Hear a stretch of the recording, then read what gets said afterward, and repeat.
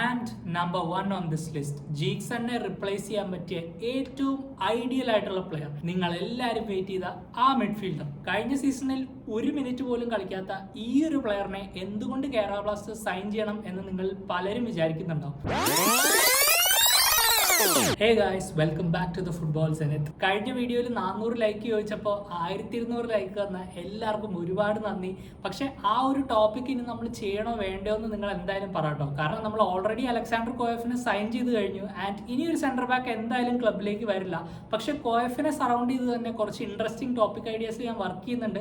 അപ്പോൾ നിങ്ങൾക്ക് എന്തെങ്കിലും കാണാൻ സ്പെസിഫിക്കലി താല്പര്യം ഉണ്ടെങ്കിൽ തീർച്ചയായിട്ടും കമന്റ് ചെയ്ത് മെൻഷൻ ചെയ്യുക. ഇന്ന് ഞാൻ വന്നിരിക്കുന്നത് വളരെ ഇമ്പോർട്ടൻ്റ് ആയിട്ടുള്ള ഒരു കാര്യം ഡിസ്കസ് ചെയ്യാനാണ്. ജീക്സൺ സിംഗ് അങ്ങനെ ഒടുവിൽ കേരള ബ്ലാസ്റ്റേഴ്സ് വിട്ടു.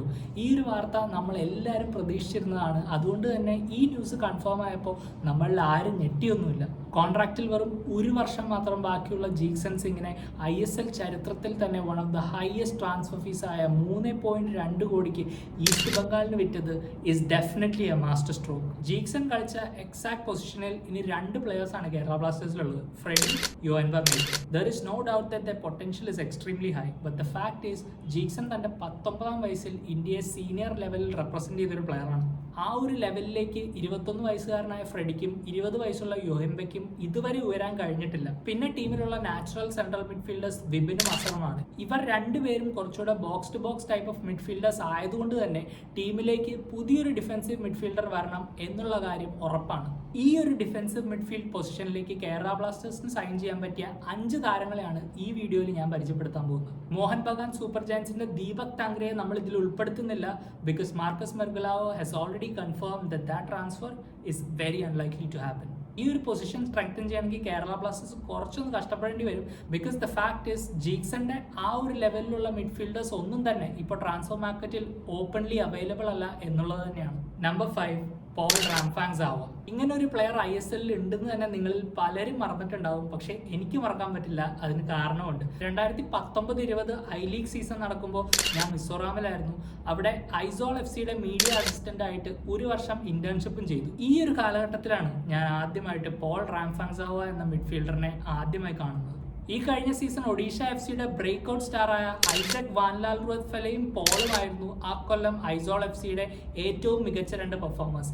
ഇവരെ രണ്ടുപേരെയും നൈസായിട്ട് ഒഡീഷ സൈൻ ചെയ്യുകയും ചെയ്തു. 2020-21 സീസണിൽ സ്റ്റുവർട്ട് ബാക്സ്റ്റർ ആണ് പോളിന് ISL ഡെബ്യൂ നൽകിയത്. ആ സീസണിലെ അവസാന മത്സരത്തിൽ ഒഡീഷ ഈസ്റ്റ് ബംഗാളിനെ 6-5 തോൽപ്പിച്ചപ്പോൾ പോള് 2 കിടിലൻ ഗോളും അടിച്ചിരുന്നു. ഇപ്പൊ ചെറുതായിട്ട് എല്ലാവർക്കും ഓർമ്മ വന്നു. അത് കഴിഞ്ഞുള്ള 2 സീസണിലും ഒഡീഷയിൽ റെഗുലറായി കളിച്ചെങ്കിലും 2023 സെർജിയോ ലൊബേറോ വന്നപ്പോൾ പോളിന് അവസരങ്ങൾ കിട്ടാണ്ടായി. അല്ല, സെർജിയോ ലൊബേറയുടെ ടീമിൽ ആ പൊസിഷൻ കളിക്കാൻ ആമദ് ജാഹു ഉള്ളപ്പോൾ പിന്നെ വേറൊരു പ്ലെയറിന്റെ ആവശ്യം അവിടെ ഇല്ലല്ലോ. കഴിഞ്ഞ സീസണിൽ ഒരു മിനിറ്റ് പോലും കളിക്കാത്ത ഈ ഒരു പ്ലെയറിനെ എന്തുകൊണ്ട് കേരള ബ്ലാസ്റ്റേഴ്സ് സൈൻ ചെയ്യണം എന്ന് നിങ്ങൾ പലരും വിചാരിക്കുന്നുണ്ടാവും. പക്ഷേ പോളിന്റെ കളി കണ്ടാൽ അറിയാം പുള്ളിയുടെ qualities.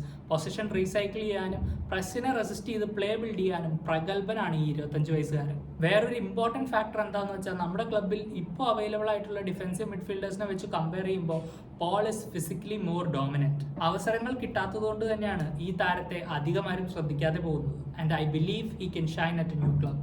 Number 4, Paulo Retre. Now this is a wild choice and നിങ്ങൾ എത്ര പേര് എന്നോട് അഗ്രി ചെയ്യുമെന്ന് എനിക്കറിയില്ല. പക്ഷേ പൗലോ റെട്രെ കഴിഞ്ഞ സീസൺ ഗോവയിൽ വന്നപ്പോൾ my expectations was sky high. കുറച്ചു കാലം മുമ്പേ ഞാൻ A ലീഗ് നല്ലോണം ഫോളോ ചെയ്യുമായിരുന്നു ആൻഡ് സിഡ്നി FC ആയിരുന്നു എൻ്റെ ഫേവറേറ്റ് ടീം. ഇപ്പോഴും ആണ്, പക്ഷേ ഞാൻ അവരുടെ കളിയൊന്നും റെഗുലറായിട്ട് കാണാറില്ല. എന്തായാലും പൗലോ റെട്രെ അവിടെ ഒരു തരംഗം തന്നെയായിരുന്നു. ബാക്ക് ടു ബാക്ക് ലീഗ് ടൈറ്റിലൊക്കെ അടിച്ച ഒരു പ്രോപ്പർ കൾട്ട് പ്ലെയർ. പക്ഷേ അതുപോലത്തെ സെയിം പെർഫോമൻസസ് ഗോവയിൽ കഴിഞ്ഞ സീസൺ റെപ്ലിക്കേറ്റ് ചെയ്യാൻ റെട്രയ്ക്ക് സാധിച്ചില്ല. കാൾ മക്യൂവിൻ്റെ പ്രസൻസ് ഉള്ളത് കൊണ്ട് തന്നെ ആകെ ഒരു മത്സരം മാത്രമാണ് റെട്രെ കഴിഞ്ഞ കൊല്ലം സ്റ്റാർട്ട് ചെയ്തത്. ഇങ്ങനെ സീസണിലുടനീളം ബെഞ്ചിലിരിക്കേണ്ട ഒരു പ്ലെയർ അല്ല റെട്രെ. He has so many qualities that can be useful to many teams in the ISL. ഞാൻ ഈ മിഡ്ഫീൽഡറെ നമ്മുടെ ലിസ്റ്റിൽ ഇൻക്ലൂഡ് ചെയ്യാൻ മെയിൻ ആയിട്ട് 2 കാരണങ്ങളുണ്ട്. ഫസ്റ്റ്ലി, ഞാൻ പണ്ടത്തെ വീഡിയോസിൽ പറഞ്ഞിട്ടുള്ള പോലെ തന്നെ മിഡ്ഫീൽഡിൽ ഒരു എക്സ്പീരിയൻസ് ഫോറിനർ ഉണ്ടാവണമെന്ന് എനിക്ക് നല്ലൊരു ആഗ്രഹമുണ്ട്. Because I believe it makes a difference to any team. And he is also a free agent. ബ്ലാസ്റ്റേഴ്സിന് ₹1 പോലും ട്രാൻസ്ഫർ ഫീസ് കൊടുക്കാണ്ട് ഒരു എക്സ്പീരിയൻസ്ഡ് ഫോറിൻ മിഡ്ഫീൽഡറിനെ കൊണ്ടുവരാനുള്ള ഒരു ഗോൾഡൻ ചാൻസ് അല്ലേ ഇത്. ചെയ്തത്. നമ്പർ 3 ഗ്ലാൻ മാർട്ടിൻസ്. ഗോവൻ മിഡ്ഫീൽഡറായ ഗ്ലാൻ പഴയ ആദിൽ ഖാനെ പോലെ ഫെയ്ഡ് ഔട്ട് ആയി പോകാനുള്ള നല്ല ചാൻസ് ഉണ്ട്. ഇതിന്റെ കാരണം ലാക്ക് ഓഫ് പ്ലേയിങ് ടൈം തന്നെയാണ്. മുൻപ് ISL trophy, league winners shield, Durand cup എന്നിങ്ങനെയുള്ള എല്ലാ ട്രോഫീസും ജയിച്ച ഗ്ലാൻ തീർച്ചയായിട്ടും ഒരു റിലയബിൾ പ്ലെയർ ആണ്. But the reality is he may not have a future at FC Goa or Mohun Bagan where he's on loan until 2026. ഒരു ഫ്രഷ് സ്റ്റാർട്ട് ഗ്ലാൻ മാർട്ടിൻസിന് ക്രൂഷ്യൽ ആണ് because he needs to keep playing to be at the top level. ഏതെങ്കിലും ഒരു ടീമിൽ ഒരു squad player ആയിട്ട് ഒതുങ്ങേണ്ട ആവശ്യം പുള്ളിക്കില്ല എന്ന് എനിക്ക് തോന്നുന്നു. മോഹൻ ബഗാന്റെ അടുത്ത സീസണിലെ സെൻട്രൽ മിഡ്ഫീൽഡ് ഓപ്ഷൻസ് കമ്പയർ ചെയ്താൽ തന്നെ നമുക്കറിയാം ഗ്ലാനിന് അവിടെയുള്ള കോമ്പറ്റീഷൻ. അപ്പൂയ, ഥാപ്പ, അഭിഷേക് സൂര്യവംശി, ദീപക് താങ്ക്രി ഇവരെല്ലാവരും ഉണ്ട് ആ ടീമിൽ. FC ഗോവയിലും ഏകദേശം ഇതൊക്കെ തന്നെയാണ് അവസ്ഥ. ഇവിടെയാണ് കേരള ബ്ലാസ്റ്റേഴ്സിനുള്ള ചാൻസ്. നൈസായിട്ട് ചരട് വലിച്ചാൽ ചുളു വിലയിൽ ഗ്ലാനെ നമുക്ക് ഇങ്ങോട്ട് പൊക്കാം. Even though he's 30, he's not a bad option to have in midfield. Number 2 Falguni Singh. North east യുണൈറ്റഡിന്റെ ഈ മിഡ്ഫീൽഡറിനെ നിങ്ങൾ പലരും കഴിഞ്ഞ സീസൺ ശ്രദ്ധിച്ചിട്ടുണ്ടാവും. പോളിന്റെ കാര്യം പറഞ്ഞ പോലെ തന്നെ ഫൽഗുനി സിംഗിനെയും ഞാൻ മിസോറാമിലുള്ളപ്പോഴാണ് ആദ്യമായിട്ട് കാണുന്നത്. അന്ന് ഫൽഗുനി ഐ ലീഗിലെ മണിപ്പൂരി ക്ലബായ ട്രാവ് FC മെയിൻ പ്ലെയർ ആണ്. ആൻഡ് ഐസോൾ FC ആയിട്ടുള്ള മാച്ചിൽ ഇഞ്ചുറി കാരണം ഫൽഗുനി കളിക്കില്ല എന്ന് അന്നത്തെ കോച്ച് വളരെ വിഷമത്തോടെ പ്രസ് കോൺഫറൻസിൽ പറയുന്നത് എനിക്ക് ഇപ്പോഴും ഓർമ്മയുണ്ട്.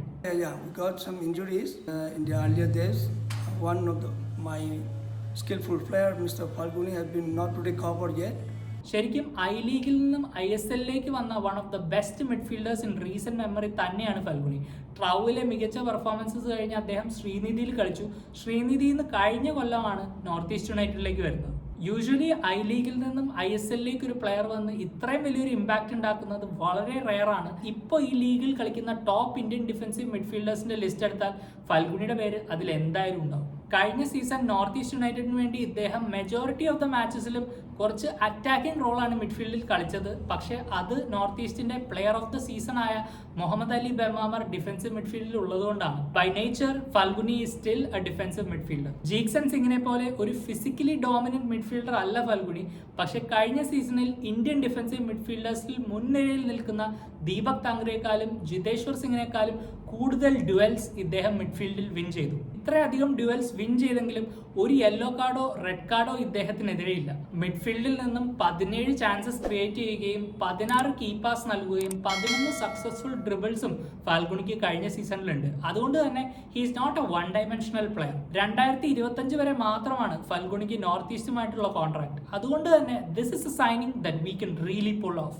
And number 1 on this list, ജീക്സണിനെ റിപ്ലേസ് ചെയ്യാൻ പറ്റിയ ഏറ്റവും ഐഡിയൽ ആയിട്ടുള്ള പ്ലെയർ, നിങ്ങൾ എല്ലാവരും വെയിറ്റ് ചെയ്ത ആ മിഡ്ഫീൽഡർ. പക്ഷെ ഇവനെ സൈൻ ചെയ്യുന്നത് ഒട്ടും എളുപ്പമല്ല because of the club and the coach he place for. ഞാൻ പറയുന്നത് മറ്റാരെ കുറിച്ചുമല്ല, ചെന്നൈയിൻ FCയുടെ ജിതേശ്വർ സിംഗ്. 22 വയസ്സുള്ള Jiteshwor improved a lot last season. 2022-23 സീസണിൽ he was a bit too adventurous. കുറെ അധികം പാസസ് പ്ലേ ചെയ്യാൻ ശ്രമിച്ചു, try to make an impact while going forward. പക്ഷേ ഈ കഴിഞ്ഞ season he has focused on being a solid defensive midfielder. ഇതുകൊണ്ട് തന്നെ ജിതേശ്വറിന്റെ പാസിംഗ് ആക്യുറസി 77% നിന്ന് നേരെ 82% ഇംപ്രൂവ് ചെയ്തു. കഴിഞ്ഞ സീസണിൽ 39 നിന്ന് നേരെ ഈ സീസൺ ആയപ്പോൾ 60 ഡ്യുവൽസ് ജിതേശ്വർ വിൻ ചെയ്തു. ഇതുപോലെ തന്നെ ക്ലിയറൻസസും റിക്കവറീസും എല്ലാം ഇംപ്രൂവ് ആയി. ചെന്നൈയിൻ കഴിഞ്ഞ സീസൺ തന്നെ ഈ പ്ലെയറിനെ വിൽക്കാൻ ഒരു താല്പര്യമില്ലെന്ന് പറഞ്ഞതാണ്. And Owen Coyle also shares a good relationship with him. Owen കോയിലിനെ കുറിച്ച് പിന്നെ ഞാൻ പ്രത്യേകിച്ച് പറയണ്ടല്ലോ.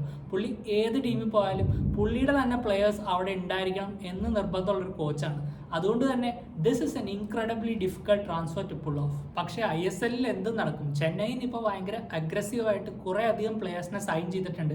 ഇനി സൈൻ ചെയ്യാനും ചാൻസ് ഉണ്ട്. ഇതൊക്കെ മൊത്തത്തിൽ സെറ്റ് ആയില്ലെങ്കിൽ നല്ലൊരു ഓഫർ വന്നാൽ ഈ പ്ലെയർ ക്ലബ്ബ് വിടില്ല എന്നുള്ളതിൽ ആർക്കും ഒരു ഉറപ്പൊന്നും പറയാൻ പറ്റില്ല. ജിതേശ്വറിന്റെ കറന്റ് മാർക്കറ്റ് വാല്യൂ ഏകദേശം 1.80 കോടി രൂപയാണ്. പക്ഷേ ചെന്നൈയിനായിട്ടുള്ള കോൺട്രാക്ട് അടുത്ത വർഷം തീരുന്നതുകൊണ്ട് തന്നെ it presents a unique opportunity. And Kerala Blasters ജിതേശ്വറിനെ സൈൻ ചെയ്യുകയാണെങ്കിൽ we have a player on our hands for several years to come. അതായിരുന്നു ഗൈസ് നമ്മുടെ top 5 replacement for Jeakson Singh. Thank you for listening to me. ഇനി എനിക്ക് നിങ്ങളുടെ അഭിപ്രായം അറിയാനുള്ള സമയമാണ്. ഒരു ചാൻസ് കിട്ടുകയാണെങ്കിൽ ഈ 5 പേരിൽ ആരെയായിരിക്കും നിങ്ങൾ കേരള ബ്ലാസ്റ്റേഴ്സിന് വേണ്ടി സൈൻ ചെയ്യുക? അതോ നിങ്ങളുടെ മനസ്സിൽ വേറെ ഏതെങ്കിലും ഓപ്ഷൻ ഉണ്ടോ? ജീക്സന്റെ ഈ ഒരു ട്രാൻസ്ഫറിനെ കുറിച്ചും ഇതിൽ നിന്ന് നമ്മൾ ജനറേറ്റ് ചെയ്ത ഫണ്ട് എങ്ങനെ ഉപയോഗിക്കണമെന്നും നിങ്ങൾക്കൊരു ക്ലിയർ ഐഡിയ ഉണ്ടെങ്കിൽ തീർച്ചയായിട്ടും കമന്റ് ബോക്സിൽ മെൻഷൻ ചെയ്യുക. നമുക്കത് ഡിസ്കസ് ചെയ്യാം. വീഡിയോ ഇഷ്ടപ്പെട്ടെങ്കിൽ തീർച്ചയായിട്ടും ഇതിലും ലൈക്ക് ചെയ്യുക. ആൻഡ് നിങ്ങളുടെ കേരള ബ്ലാസ്റ്റേഴ്സ് ഫ്രണ്ടിന് ഈ ഒരു വീഡിയോ ഷെയർ ചെയ്ത് കൊടുക്കുക. അപ്പോൾ അടുത്ത വീഡിയോ ആയിട്ട് വരുന്നവരെ you guys take care. Bye for now.